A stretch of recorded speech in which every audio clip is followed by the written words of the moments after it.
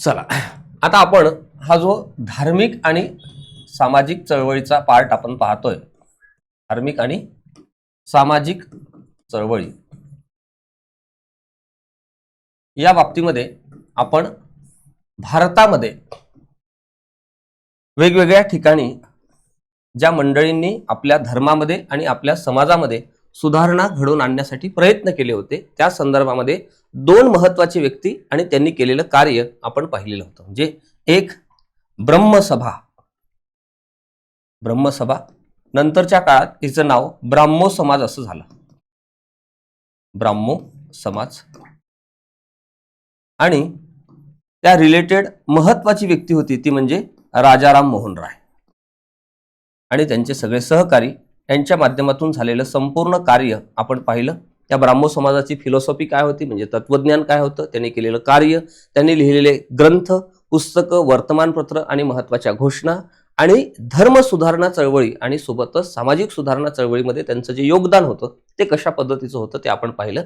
त्यानंतर इकडे आर्य समाज आपण पाहिला, जो की धर्माला केंद्रबिंदू मानून काम करत होता. समाज सुधारणेच्या संदर्भामध्ये त्यांचं असलेलं काम तुलनेनं कमी आहे, मात्र धार्मिक सुधारणेच्या संदर्भामध्ये विशेषतः हिंदू धर्माचा बचाव करण्याचं काम त्या कालखंडामध्ये त्यांनी केलेलं होतं. आणि जी मंडळी ख्रिश्चन धर्मामध्ये गेलेली होती त्या सर्व मंडळींना आपल्या हिंदू धर्मामध्ये परत आणण्यासाठी एक मोठी मोहीम त्यांनी राबवलेली होती, ज्यांना आपण शुद्धीकरण चळवळ म्हणतो. आणि हे काम केलं होतं स्वामी दयानंद सरस्वती आणि त्यांच्या सगळ्या सहकाऱ्यांनी मिळून. आता ह्या दोनही समाजाचा आणि ह्या सगळ्या काळात घडलेल्या महत्त्वाच्या धार्मिक आणि सामाजिक सुधारणावादी चळवळीचा पूर्णतः प्रभाव हा महाराष्ट्रावर असल्याचा आपल्याला पाहायला मिळते. आता याचा प्रभाव महाराष्ट्रामध्ये आहे आणि सोबतच ज्या पद्धतीनं बंगालमध्ये आणि उत्तर भारतामध्ये अशा सगळ्या चळवळी सुरू झाल्या होत्या तशाच चळवळी महाराष्ट्रामध्ये झाल्या होत्या का या संदर्भानं आपल्याला प्रश्न डेफिनेटली विचारला जाणार आहे, ही बाब या ठिकाणी लक्षात घ्या. म्हणजे ह्या दोन ठिकाणी प्रश्न आतापर्यंत आलेला आहे आणि महाराष्ट्राच्या संदर्भानं सुद्धा आलेला आहे, मात्र महाराष्ट्राचा संदर्भ आपल्या सिलेबसमध्ये विशेष करून असल्यामुळे आपल्याला महाराष्ट्र संदर्भ डिटेलमध्ये पाहावा लागतो, ही बाब या ठिकाणी लक्षात घ्या. मग आता महाराष्ट्रामध्ये जे धर्म सुधारणाच्या संदर्भात झालेले जे संस्थात्मक कार्य आहे, वैयक्तिक पातळीवरचं कार्य वेगळं आणि संस्थेच्या माध्यमातून केलं गेलेलं कार्य वेगळं, हे सगळं पाहता आता महाराष्ट्रामध्ये कोणी कोणी कशा कशा पद्धतीनं काम केलेलं होतं आणि तो जो कार्यकाळ होता तो कोणता होता तो आपण या ठिकाणी पाहू. आता महाराष्ट्राच्या संदर्भात सांगायचं झाल्यास मानव धर्म सभा या माध्यमातून सुद्धा सामाजिक आणि धार्मिक कार्य झालेलं होतं. सोबतच दुसरी एक महत्वाची संस्था जी परमहंस मंडळी, परमहंस सभा किंवा आपण याला परमहंस मंडळी म्हणू, या माध्यमातून सुद्धा धर्माच्या जागृतीच्या संदर्भामध्ये कार्य झालं होतं आणि समाजातील दोष दूर करण्याच्या संदर्भामध्ये वैयक्तिक पातळीवरही काम केलेले होते आणि सोबतच संस्थात्मक कार्य सुद्धा झालेलं होतं, ही बाब या ठिकाणी लक्षात घ्या. ओके, हा संस्थात्मक आहे शब्द.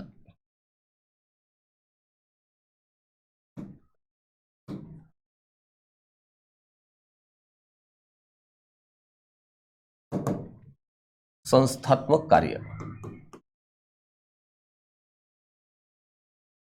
ओके, त्यानंतर 1867 ला स्थापन झालेली आणि जिचा प्रभाव मुंबई व उर्वरित महाराष्ट्रामध्ये खूप जास्त प्रमाणामध्ये होता, सर्वाधिक प्रभाव तिचा मुंबईमध्ये होता, ती प्रार्थना समाज, जिची स्थापना 1867 ला झाली.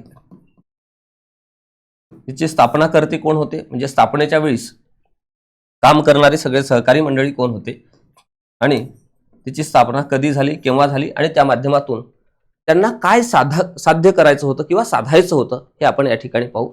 आणि नंतरच्या काळामध्ये सत्यशोधक समाज यांनी सुद्धा कशा पद्धतीनं काम केलेलं होतं आणि सत्यशोधक समाजाने केलेलं धर्म सुधारणेच्या संदर्भातलं कार्य आणि समाज सुधारणेच्या संदर्भातलं कार्य आपल्याला टप्प्याटप्प्याने पाहायचं आहे, ही बाब या ठिकाणी लक्षात घ्या. म्हणजे मी इथे काय करतो, ETC करतो.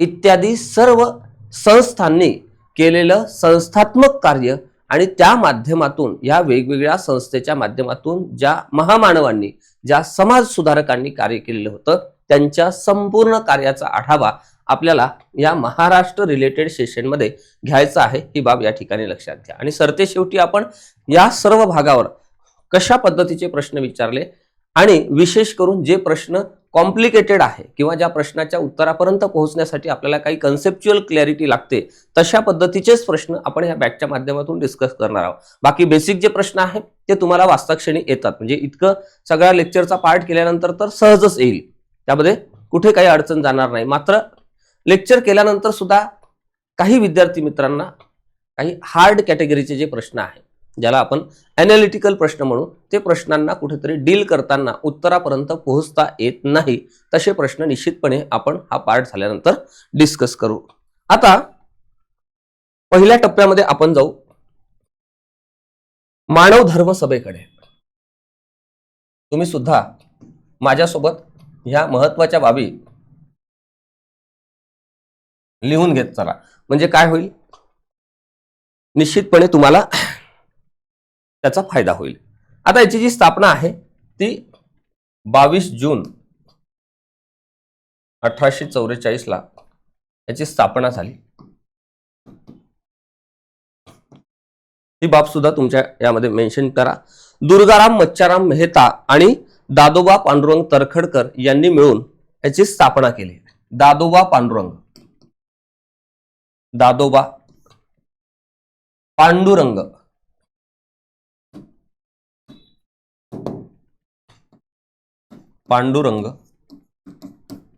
तरखडकर आणि दुर्गाराम मच्छाराम, काही ठिकाणी मंछाराम असाही शब्दप्रयोग आहे.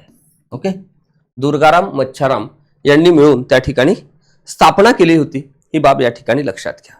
ओके, आता या बाबतीमध्ये सर्वात महत्वाची बाब जर काही असेल तर ती अशी आहे की या मानव धर्म सभेची जी तत्वे आहे किंवा याचं जे तत्वज्ञान आहे या संदर्भाने प्रश्न अगोदरच्या राज्यसेवा मुख्य परीक्षेला विचारलेला आहे आणि एक साधा प्रश्न कंबाईनला सुद्धा यावर येऊन गेलेला आहे. पुन्हा एकदा यावर प्रश्न येऊ शकतो. तो एरिया सुद्धा मी तुम्हाला सांगतो. हे बेसिकली एवढं लक्षात ठेवायचं की 22 जून 1844 ला त्याची स्थापना झाली आणि दादोबा पांडुरंग तरखडकर आणि दुर्गाराम मच्छाराम हे स्थापनाकर्ते होते आणि सोबतच त्यांचे काही सहकारी सुद्धा होते, ज्यामध्ये दिनमणी शंकर आणि दलपतराय भगुबाई हे यांचा त्यामध्ये उल्लेख होतो. विशेष करून ही बाब लक्षात घ्या. सहकार्य जे आहे, दिनमणी शंकर आणि दलपतराय भगुबाई अशा पद्धतीच्या मंडळींनी त्याला सहकार्य केलेलं होतं. आता त्यानंतर आपण जर पाहिलं तर याचं जे तत्वज्ञान आहे, या मानव धर्म सभेने जे तत्वज्ञान संपूर्ण समाजाला दिलेलं होतं ते काय होतं ते आपण या ठिकाणी समजून घेऊ स्टेप बाय स्टेप. आता ह्या सगळ्या संदर्भामध्ये बऱ्याचशा संस्थांवर जो प्रभाव होता तो या अगोदर स्थापन झालेल्या वेगवेगळ्या धार्मिक सुधारणेच्या संदर्भामध्ये स्थापन झालेल्या संस्थेचा होता. सामाजिक सुधारणेच्या संदर्भामध्ये ज्या मंडळींनी काम केलेलं होतं त्यांचाच प्रभाव नंतरच्या पिढीवर होता, नंतरच्या संस्थांवर होता. त्यामुळे आपल्याला सरमिसळ झालेली पाहायला मिळते की या सभेचं तत्वज्ञान तेच होतं, त्या सभेचं तत्वज्ञान तेच होतं आणि त्यामध्ये मूलभूत अशा पद्धतीचा काही फरक होता का. मग या संदर्भाने ज्यावेळेस प्रश्न येतो त्यावेळेस आपली गडबड होते. अशा पद्धतीचे प्रश्न जे की आपल्याला वेळेवर गोंधळात पाडतात, त्यासाठी पहिल्यांदा ते स्ट्रक्चर व्यवस्थितपणे समजून घेणं गरजेचं आहे. जर स्ट्रक्चर व्यवस्थित समजलं की उत्तर आपलं करेक्ट येते, ही बाब लक्षात घ्या. नंबर 1, आता ह्या सगळ्या तत्वज्ञानामध्ये पहिलं तत्वज्ञान त्यांनी आपल्याला सांगितलं की ईश्वर एक असून तो निर्गुण आणि निराकार आहे. ईश्वर एक असून एक आहे आणि तो निर्गुण आहे आणि कसा आहे, निराकार आहे. हे तत्वज्ञान त्यांनी मांडलं. म्हणजे त्या काळामध्ये अजूनही आपल्याला पाहायला मिळते की समाजामध्ये ईश्वराची अनेक रूपं आहेत आणि बहुदेवतावाद आपल्याला मान्य आहे, बऱ्याचशा मंडळींना मान्य आहे. मात्र मानव धर्म सभेने जो विचार मांडलेला होता अशाच पद्धतीचा विचार या अगोदर आर्य समाजाने सुद्धा मांडलेला होता आणि विशेषतः ब्राह्मो समाजाने मांडलेला होता. हे ब्राह्मो समाजाच्या तत्वज्ञानामध्ये असलेलं महत्वाचं वाक्य आपल्याला पाहायला मिळते, जे की ॲज इट इज आपल्याला इथे पाहायला मिळते. या नंतरच्या संस्थांमध्ये किंवा समाजाच्या माध्यमातून, सभेंच्या माध्यमातून ज्या मंडळींनी काम केलेलं होतं त्यामध्ये सुद्धा अशा पद्धतीची साम्य असलेली तत्वे किंवा सेम तत्वज्ञान आपण ज्याला म्हणतो, तो सगळा पार्ट आपल्याला इथे पाहायचा आहे. सेकंड नंबर, सर्व मानवांची जात एकच आहे. सर्व मानवांची जात एकच आहे. म्हणून काय केलं पाहिजे, जातीभेद पाळू नये. जातीभेद पाळू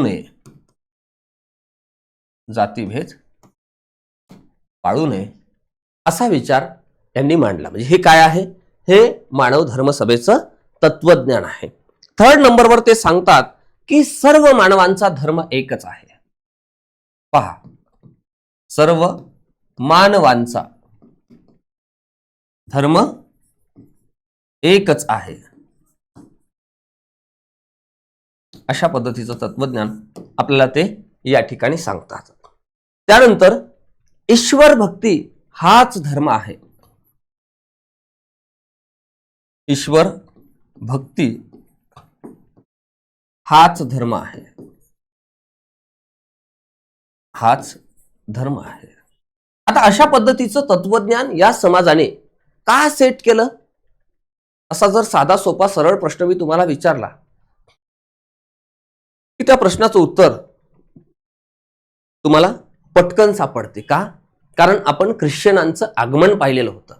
ख्रिश्चनांचं आगमन भारतामध्ये झाल्यानंतर, म्हणजे ख्रिश्चन मिशनऱ्यांचं आगमन झाल्यानंतर त्या सर्व मंडळींनी आपला जो धर्म आहे म्हणजे ख्रिश्चन धर्म अतिशय व्यवस्थितपणे भारतामध्ये सेट करण्याचा प्रयत्न केला होता आणि धर्माच्या मुळाशी असलेलं जे तत्वज्ञान आहे ते वेगवेगळ्या कृतीच्या माध्यमातून आपल्या समाजामध्ये ती मंडळी पेरत होती. आणि त्यामध्ये मोफत दवाखाने असतील, रुग्णसेवा असेल, फळ वाटप असेल, शैक्षणिक साहित्य वाटप असेल, धार्मिक ग्रंथ असेल, बायबलचं वेगवेगळ्या भाषेमध्ये ट्रान्सलेशन करून ते वाटप करणे असेल, अशा किंवा दुष्काळग्रस्त परिस्थिती असेल किंवा पूरग्रस्त परिस्थिती असेल किंवा काही आपत्कालीन आलेलं संकट असेल, त्या सगळ्या संकटाच्या किंवा अडचणीच्या ठिकाणी किंवा त्या सिच्युएशनमध्ये, त्या परिस्थितीमध्ये या सगळ्या मंडळींना मदत करून हे सांगणार होतं की आपलं तत्वज्ञान असं आहे, आपला धर्म हे सांगतो. मग ज्यावेळेस भारतीय लोक त्या धर्माकडे आकर्षित होत होते आणि आपला हिंदू धर्माचा त्याग करून ख्रिश्चन बनत होते, त्यावेळेस या सर्व मंडळींनी पुढाकार घेऊन सांगितलेलं होतं की आपला धर्म सुद्धा जातीभेद करायला सांगत नाही, धर्मभेद मानायला सांगत नाही आणि सोबतच आपला धर्म सुद्धा मध्यस्थाचं उच्चाटन करण्याच्या संदर्भामध्ये बोलतो आहे. ही बाब या ठिकाणी लक्षात घ्या. आणि ईश्वर प्राप्तीसाठी आपण काय केलं पाहिजे, भक्ती केली पाहिजे असं त्यांनी त्या ठिकाणी सांगितलं. त्यानंतर जो जाती व्यवस्थेसोबतच वर्ण व्यवस्था होती आणि माणूस हा गुणांनी श्रेष्ठ असतो. गुणांनी श्रेष्ठ, तो जन्माने श्रेष्ठ नाही. काय नाही, जन्माने श्रेष्ठ नाही अशा पद्धतीचा विचार त्यांनी त्या ठिकाणी मांडला. आणि मानवाने कर्म करत असताना मानवाने कर्म करताना विवेकाचा विचार करावा, विवेकाचा वापर करावा म्हणजे डोक्याचा वापर करावा असं त्यांनी सांगितलं. आजही आपण कर्म करताना बरीचशी मंडळी डोक्याचा वापर करत नाही करत. कोणीतरी सांगितलं की ही बॉटल खूप चांगली आहे, लगेच आपण ही बॉटल वापरायला सुरुवात करतो. आपण हे नाही विचार करत की माझ्याकडे असलेली ही जी बॉटल आहे ती योग्यच आहे. नाही, कोणीतरी सांगितलेलं आहे, मग यावर आपण विचार करणार लगेच. अशा पद्धतीचा अप्रोच त्या काळातल्या मंडळींचा होता. आणि अजूनही काही प्रमाणामध्ये आज आपल्याला आपल्या समाजामध्ये सुशिक्षित मंडळींमध्ये सुद्धा जो विवेकाचा वापर किंवा ज्याला आपण सद्बुद्धीचा वापर म्हणतो तो होताना दिसत नाही. कोणीतरी काहीतरी थोतांड सांगतंय आणि आपण ते ऐकतोय किंवा त्याचा बळी पडल्या जातोय. म्हणजे आपल्या सद्सद विवेक बुद्धीचा विचार अजूनही आपण आजच्या या एआयच्या युगामध्ये, तंत्रज्ञानाच्या युगामध्ये, विज्ञानाने आणि तंत्रज्ञानाने मोठी प्रगती केलेल्या युगामध्ये सुद्धा सातत्यानं करताना पाहायला मिळत नाही. ही एक खेदजनक अशा पद्धतीची बाब आहे. ही बाब लक्षात ठेवा. त्यानंतर त्यांनी सांगितलं की सर्वांना, कोणाला? सर्वांना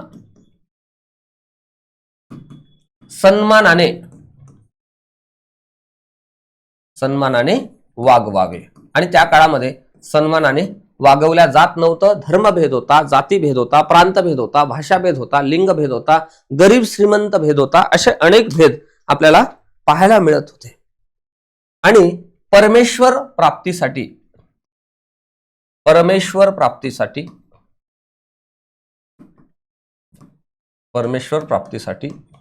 भक्ती करावी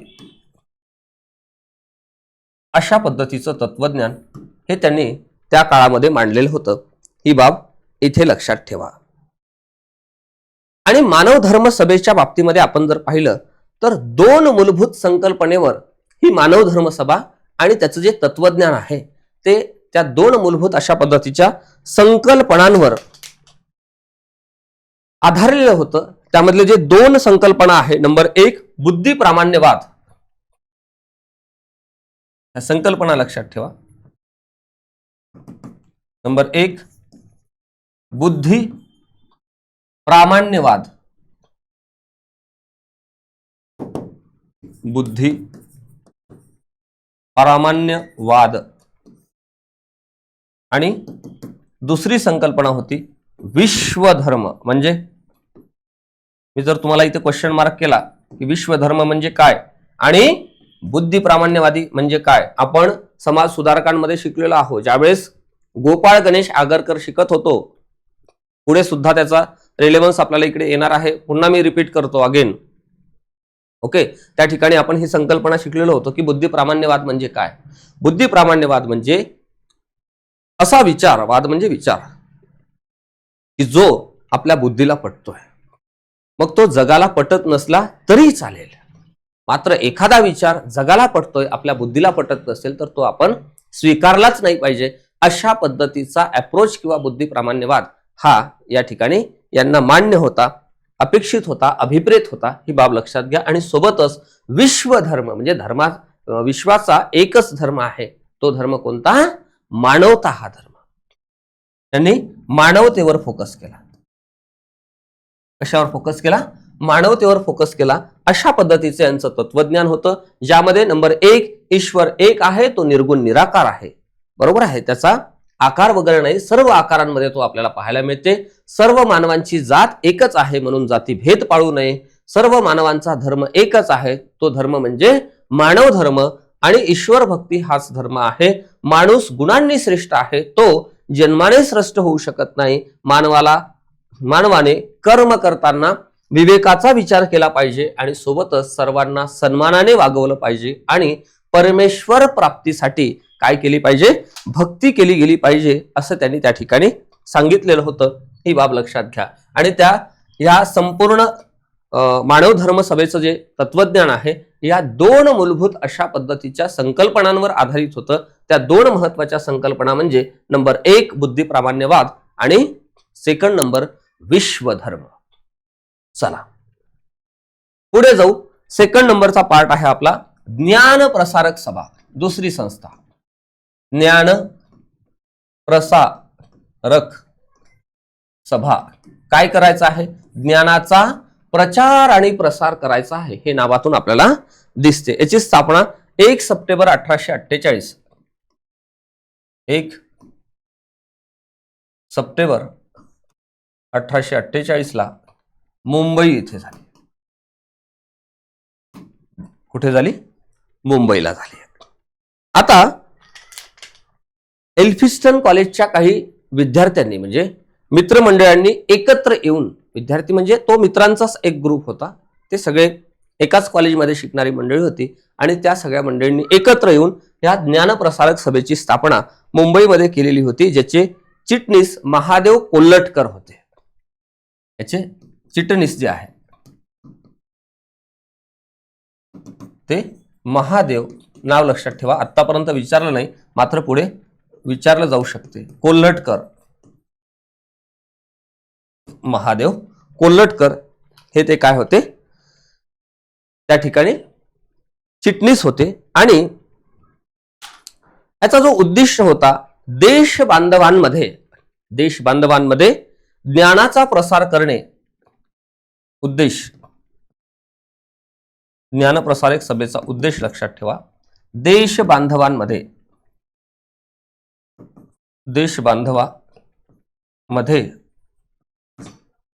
काय करणे? ज्ञानाचा प्रसार करणे. ज्ञानाचा प्रसार करणे, मी तुम्हाला काय म्हटलं की नावातच आहे. आणि सेकंड नंबर सामाजिक जागृती घडवून आणणे. सामाजिक जागृती घडवून आणणे. जागृती घडवून आणणे.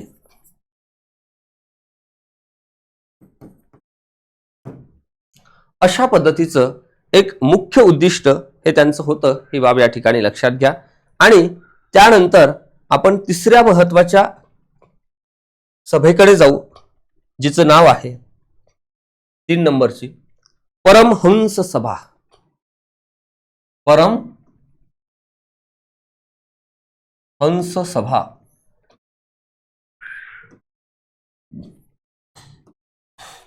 जिच्यावर प्रश्न अनेकदा विचारला, मेनी टाइम्स.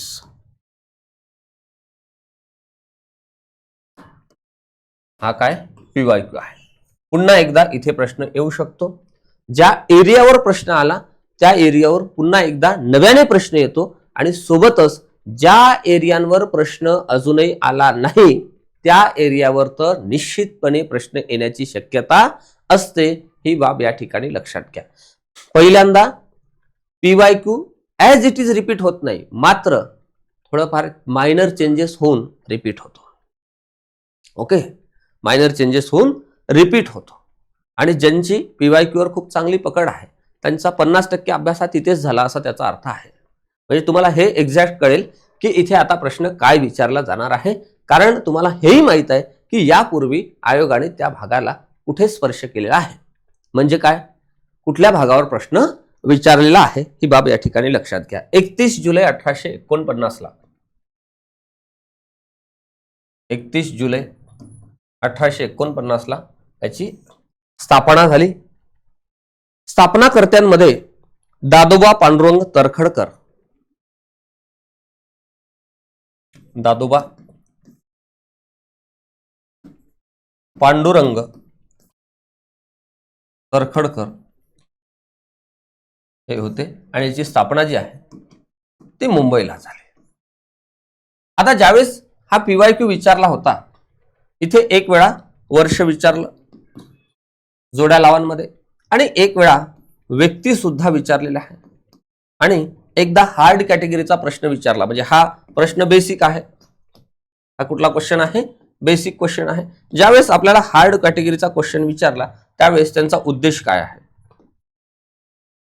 आणि सोबतच या सगळ्या परमहंस सभेच्या संदर्भामध्ये असलेलं तत्वज्ञान यावर प्रश्न विचारलेला होता आणि सोबतच त्यांचा मूळ उद्देश काय होता हाही आपल्याला या ठिकाणी मूळ उद्देश आपल्याला लक्षात घ्यायचा आहे. ही बाब लक्षात ठेवत चला. म्हणजे तुम्हाला कंटेंट पाहिल्यानंतर PYQ आठवला पाहिजे की या भागावर अशा पद्धतीचा प्रश्न विचारला, नेक्स्ट परीक्षेत 100% असा प्रश्न येतो. या लेवलचं आपलं काय असलं पाहिजे, परीक्षेच्या संदर्भातलं अभ्यासाचं नियोजन आणि विश्लेषण असलं पाहिजे. ही बाब या ठिकाणी लक्षात घ्या. आपल्या सगळ्या जुन्या मित्रमंडळांना सोबत घेऊन दादोबा पांडुरंग तर्खडकर यांनी परमहंस सभेची स्थापना 1849 ला केलेली होती. प्रामुख्याने त्याचा जो मुख्य उद्देश होता की बहुदेवतावाद ही जी संकल्पना आहे याचं खंडन करून एकेश्वरवाद म्हणजे एकेश्वरवादी मत असलेले सर्व मंडळी एकत्र आणले आणि त्यांनी या सभेची स्थापना केली, ज्याचा मुख्य उद्देश होता जातीभेद काय करणे, मोडून काढणे. त्या काळामध्ये 1849 चा काळ आणि 1849 चा महाराष्ट्र आता आपण एक डोळ्यासमोर आणण्याचा प्रयत्न करतो. तो कसा, या इतिहासाच्या माध्यमातून. आज जो महाराष्ट्र आहे तो तुम्हाला क्लिअरली माहित आहे की आज महाराष्ट्रामध्ये महाराष्ट्राची प्रगती कशी झालेली आहे.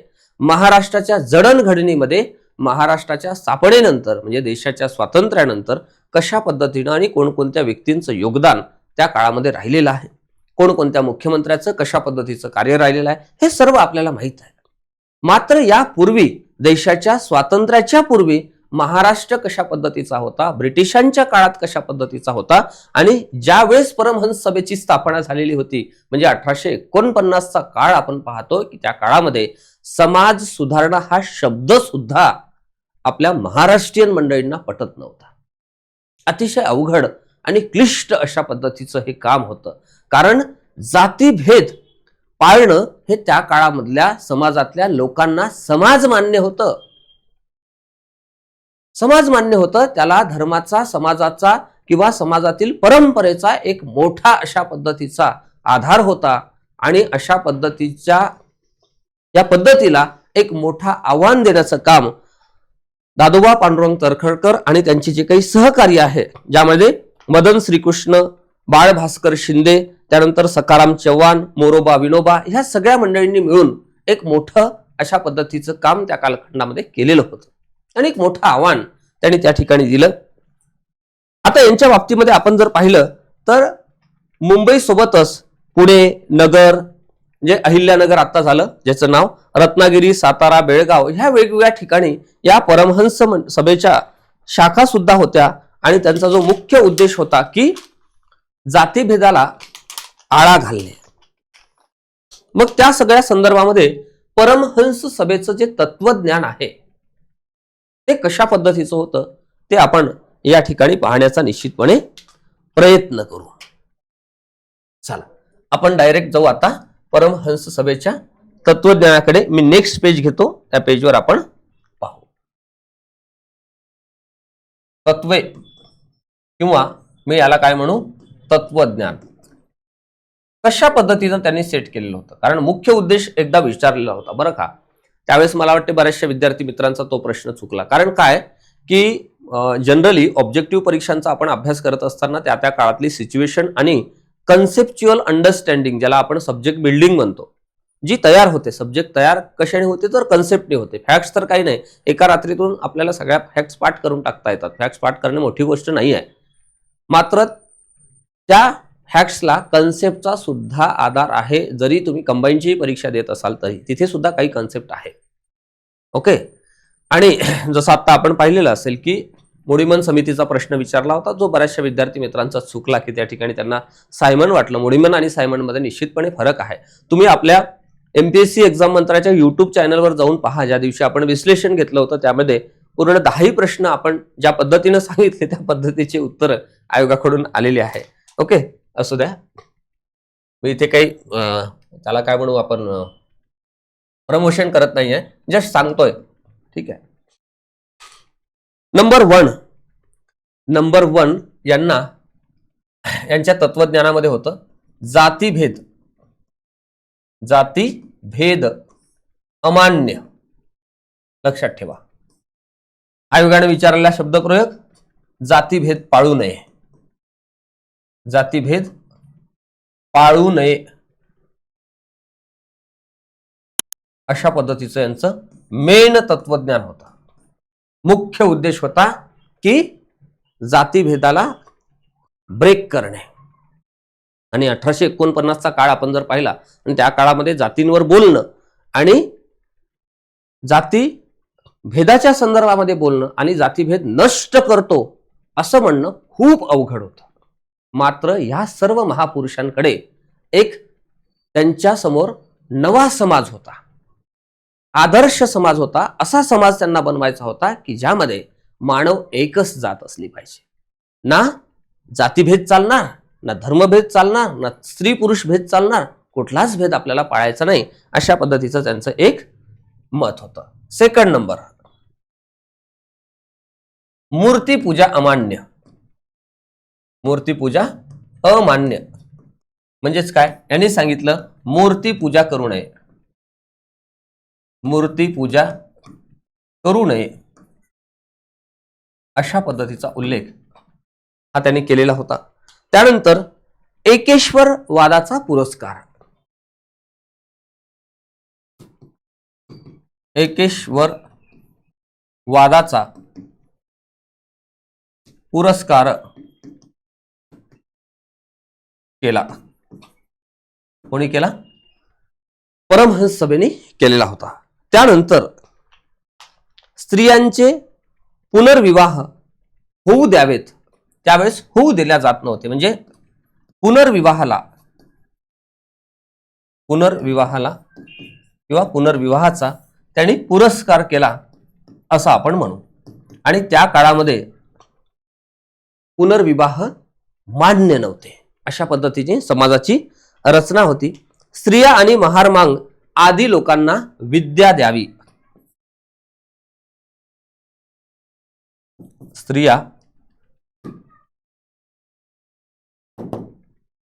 स्त्रिया आणि महार मांग लोकांना विद्या द्यावी अशा पद्धतीचं मत किंवा तत्वज्ञान किंवा ज्याला आपण तत्वे म्हणू, ही परमहंस मंडळींची होती, परमहंस सभेची होती. ही बाब या ठिकाणी लक्षात घ्या. त्यानंतर सर्वांशी बंधू भावनेने वागावे. सर्वांशी बंधू भावनेने वागावे.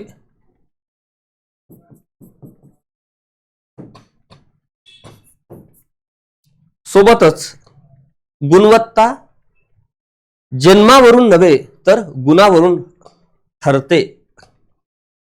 गुणवत्ता जन्मावरून नव्हे, जन्माने नव्हे तर गुणाने ठरते. गुणाने म्हणजेच कर्माने, गुणाने ठरते असं त्यांचं मत होतं. म्हणजे हे तत्वज्ञान होतं. सोबतच अस्पृश्यता पाळू नये. 8 नंबर,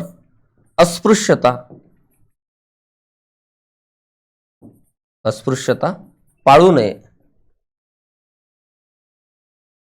आणि 9 नंबरवर आहे की कर्म करीत असताना विवेकास अनुसरून करावे. कर्म विवेकाला धरून करावे. म्हणजे आपल्या सत्सद बुद्धीला जर त्यावेळेस योग्य वाटत असेल तर तेच काम आपण केलं पाहिजे. आता आपण दिवसभर अभ्यास करत असताना आपली सत्सद विवेक बुद्धी म्हणते की आपण जास्त मोबाईल पाहू नये, आपण जास्त टाइमपास करू नये. तरी सुद्धा आपण आपल्या सत्सद विवेक बुद्धीचं ऐकत नाही. बऱ्यापैकी मंडळी ऐकत नाही. आपल्याला माहित आहे की आता आपला परीक्षेचा काळ आहे. आपण जास्तीत जास्त वेळ हा परीक्षेसाठी दिला पाहिजे, तयारीसाठी दिला पाहिजे, प्रॅक्टिससाठी दिला पाहिजे, इम्प्रूव्हमेंटसाठी दिला पाहिजे, व्हॅल्यू एनरिचमेंटसाठी दिला पाहिजे. मात्र कळते पण वळत नाही अशा फेजमध्ये ज्या पद्धतीने आपण असतो अगदी त्याच पद्धतीनं समाज होता. म्हणून या सगळ्या समाजाला जागं करण्यासाठीच हे तत्वज्ञान होतं आणि त्या काळामध्ये हे तत्वज्ञान सेट करणं अत्यंत अवघड होतं. आणि बऱ्याचशा मंडळींनी अशा पद्धतीचं जे काम आहे हे गुप्त पद्धतीनं सुरू केलेलं होतं. का गुप्त पद्धतीनं? कारण जर उघडपणे हे काम आपण केलं तर लगेच काय होत होतं, हे सगळं काम डिस्ट्रॉय होऊन जात होतं. ही बाब या ठिकाणी लक्षात घ्या. आता ह्या परमहंस सभा जे आहे याचं सदस्यत्व आपल्याला जर घ्यायचं असेल, काय घ्यायचं असेल,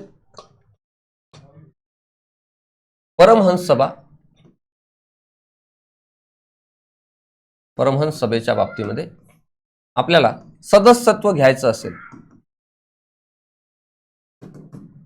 सदस्यत्व कशा पद्धतीने मिळत होतं? खूप अवघड पद्धतीनं सदस्यत्व त्या ठिकाणी मिळत होतं. ओंजळीतून पाणी खाली सोडून इतरांनी पिऊन उष्ट केलेलं त्या ठिकाणी दूध प्यावं लागत असेल आणि ख्रिश्चनांच्या हातून बनवलेलं आणि पारसी व मुसलमान यांच्या हातून बनवलेलं मांसाचं भोजन, मांसाचा तुकडा, मटणाचा तुकडा, पावाचा तुकडा हा त्या ठिकाणी खावा लागत होता. आणि सोबत बसून जातीभेद धर्मभेद आम्ही पाळत नाही अशा पद्धतीचं सहभोजन त्या कालखंडामध्ये त्यांच्याकडून करून घेतलं जात होतं. तरच त्या ठिकाणी सदस्यत्व हे या आपल्या परमहंस सभेच्या बाबतीमध्ये त्यांना मिळत होतं. ही बाब लक्षात घ्या. ओके. त्यानंतर पुढे यांचं जे काही काम आहे हे सर्व काम गुप्त अशा पद्धतीनं सुरू होतं. कशा पद्धतीनं सुरू होतं?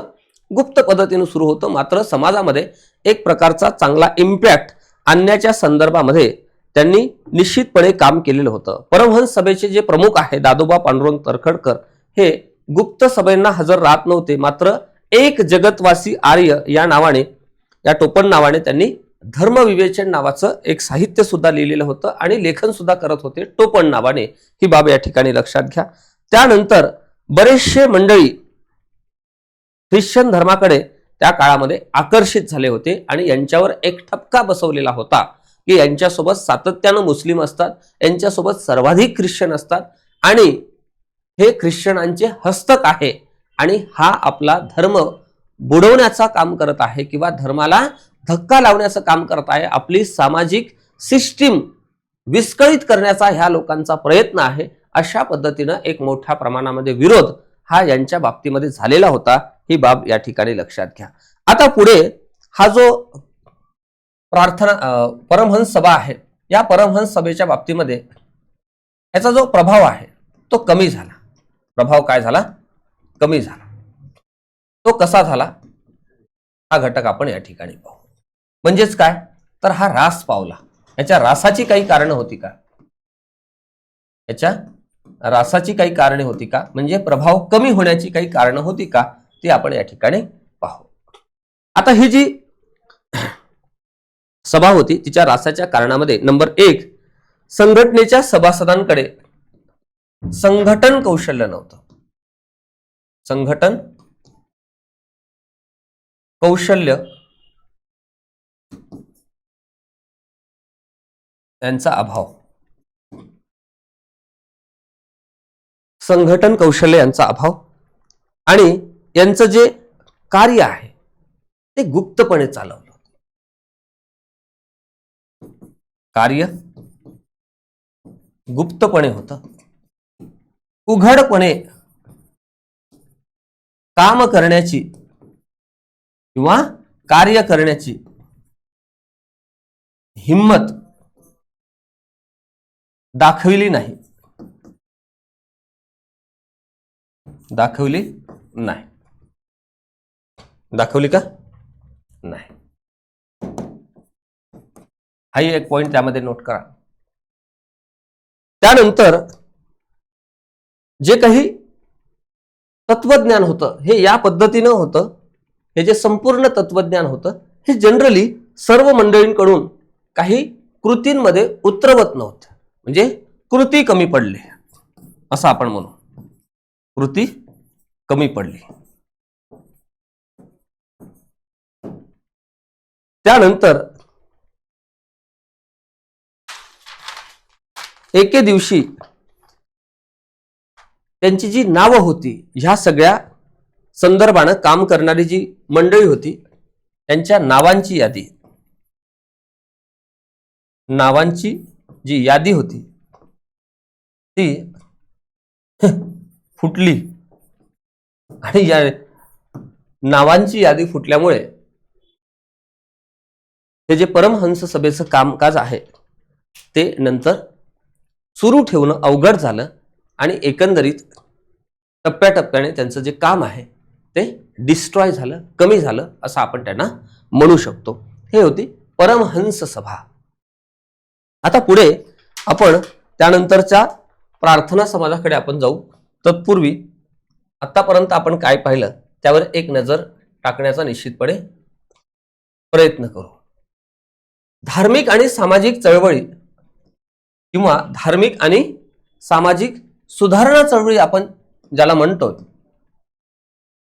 त्या काळामध्ये ख्रिश्चन मिशनरांच्या संपर्कामुळे आणि इंग्रजी शिक्षणामुळे आपल्या समाजामध्ये आणि आपल्या धर्मामध्ये सुधारणा व्हाव्या यासाठी जो प्रयत्न आपल्याकडून झालेला होता, भारतीय मंडळींकडून झालेला होता, वेगवेगळ्या प्रांतात झालेला होता, त्या सगळ्यांचा प्रभाव महाराष्ट्रावर सुद्धा निश्चितपणे पडल्याचा असल्याचं आपल्याला या ठिकाणी दिसतं. आता इथे आपण पाहिलेलं होतं की ब्राह्मो समाज, राजाराम मोहन राय, आर्य समाज, स्वामी दयानंद सरस्वती याचा प्रभाव हा महाराष्ट्रावर आपल्याला दिसतो. आणि संस्थात्मक महाराष्ट्राच्या कार्याच्या संदर्भामध्ये पाहत असताना आपण पहिल्यांदा पाहिलं की मानव धर्म सभा, नंतर परमहंस मंडळी, पुढे आपण प्रार्थना समाज पाहणार आहोत आणि सत्यशोधक समाज पाहणार आहोत, ज्यामध्ये मानव धर्म सभेची स्थापना ही 22 जून 1844 ला झाली. दादोबा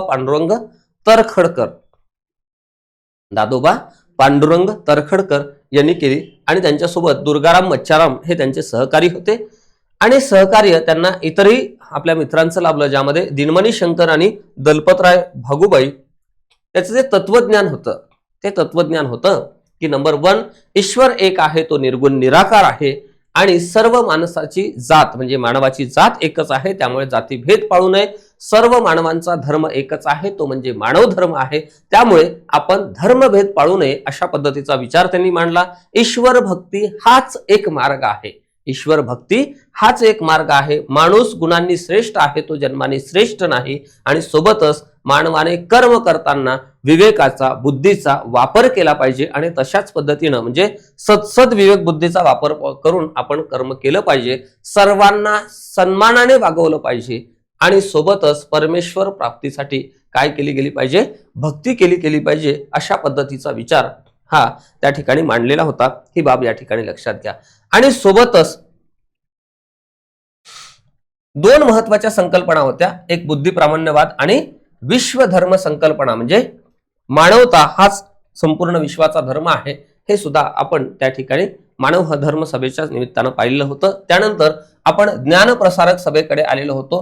ज्ञानप्रसारक सभा ही काही एल्फिस्टन कॉलेजमध्ये शिकणाऱ्या विद्यार्थ्यांनी मिळून सुरू केलेली होती. 1 सप्टेंबर 1848 मुंबईला चिटणीस होते महादेव कोल्हटकर. याचा मुख्य उद्देश होता देश बांधवांमध्ये ज्ञानाचा प्रसार करणे आणि सोबतच सामाजिक जागृती घडवून आणणे हा मुख्य उद्दिष्ट ठेवून ज्ञानप्रसारक सभेची स्थापना झाली. आणि नंतर आपण आलेलो होतो की परमहंस सभेच्या बाबतीमध्ये जिची स्थापना 1849 ला झालेली होती. 31 जुलै 1849 ला मुंबईमध्ये परमहंस सभेची स्थापना झाली. दादोबा पांडुरंग तरखडकर आणि त्यांच्या सगळ्या सहकाऱ्यांनी मिळून या परमहंस सभेची स्थापना केलेली होती. आता या संदर्भाने मी तुम्हाला सांगितलं की काही बेसिक प्रश्नही आले, काही हार्ड क्वेश्चन सुद्धा आले आणि पुढे सुद्धा या तत्वज्ञानाच्या संदर्भानं, उद्देशाच्या संदर्भानं निश्चितपणे प्रश्न येणार आहे. ही बाब या ठिकाणी लक्षात घ्या. आता ह्या परमहंस सभेच्या बाबतीमध्ये असलेलं जे तत्वज्ञान आहे ते आपण या ठिकाणी डिस्कस केलेलं होतं. नंबर 1, त्यांचा मुख्य उद्देश जर काही असेल तर तो जातीभेद न पाळणे किंवा जातीभेद नष्ट करणे, त्याला मोठं आव्हान देणे हा परमहंस सभेच्या तत्वज्ञानाचा मूळ आधार होता. त्यांचं मेन टार्गेट होतं. ही बाब लक्षात घ्या. आणि मुख्य आधार किंवा मुख्य टार्गेट काय होतं या संदर्भानं सुद्धा प्रश्न हा आलेला आहे. ही बाब लक्षात घ्या. नंबर 1, जातीभेद अमान्य, जातीभेद पाळू नये. ओके. मूर्तीपूजा अमान्य म्हणजे मूर्तीपूजा करू नये. एकेश्वरवादाचा पुरस्कार, सबका मालिक एक म्हणजे ईश्वर एकच आहे अशा पद्धतीचा दृष्टिकोन किंवा अशा पद्धतीचं तत्वज्ञान, तत्व त्यांनी त्या काळामध्ये मांडलेले होते. पुनर्विवाहाचा पुरस्कार त्यांनी केला.